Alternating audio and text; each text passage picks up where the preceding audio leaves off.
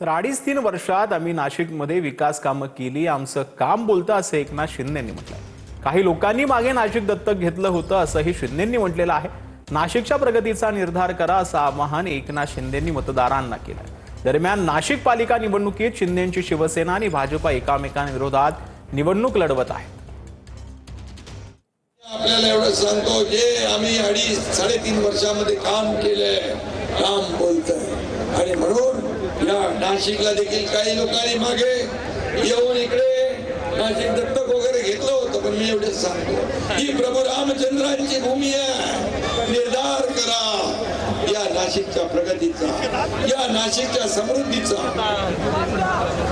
आणि निर्धार करा विरोधकांना चारी मुंड्या चित करण्याचा आणि निर्धार करा विकासाचा भगवा झेंडा फडकवण्याचा. तर संभाजीनगरमध्ये फक्त 44 दिवस पाणी येतं याचं वाईट वाटलं असं उद्धव ठाकरेंनी म्हटलंय. मव्याचं सरकार पाडलं नसतं तर मी संभाजीनगरमध्ये रोज पाणी देऊन दाखवलं असतं असं उद्धव ठाकरेंनी म्हटलेलं आहे. तर 2.5 वर्ष तुम्ही गोट्या खेळत होते का असा सवाल मंत्री संजय शिरसाटांनी केलेला आहे. आज संभाजीनगरमध्ये उद्धव ठाकरेंची सभा पार पडली. मला तर धक्का बसला आश्चर्याचा आणि वाईटही वाटलं की मी मुख्यमंत्री असताना जी जी कामं इकडे सुरू केली होती ती कामं अजूनही झालेली नाहीयेत. 365 दिवसामध्ये फक्त 44 दिवस पाणी येते घरी.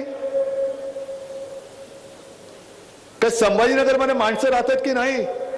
अरे आपलं सरकार या गद्दारांनी पाडलं नसतं तर आज मी तुम्हाला रोज पाणी देऊन दाखवलं असतं. अस्तित्वाची लढाई आमच्या नाहीये, ही तुमच्या आयुष्याची लढाई आहे ज्याच्यासाठी आम्ही लढतो आहोत. 2.5 वर्ष काय गोट्या खेळत होते? 2.5 वर्ष काय करत होते? 1 फुटाची लाईन टाकली का? जे आता सत्ता गेल्यानंतर बडबड करण्यात काय अर्थ आहे? सत्ता होती त्या टायमाला काही केलं नाही, सत्ता गेल्यानंतर मी असं करेल तसं करेल. आयुष्यात आता मुख्यमंत्रीपद तुमच्या नशिबी नाही. सत्तेत जीवन तर मग ही तडफड कशासाठी आहे? काँग्रेस आणि राष्ट्रवादी बरोबर जायची गरज काय? कशासाठी गेले?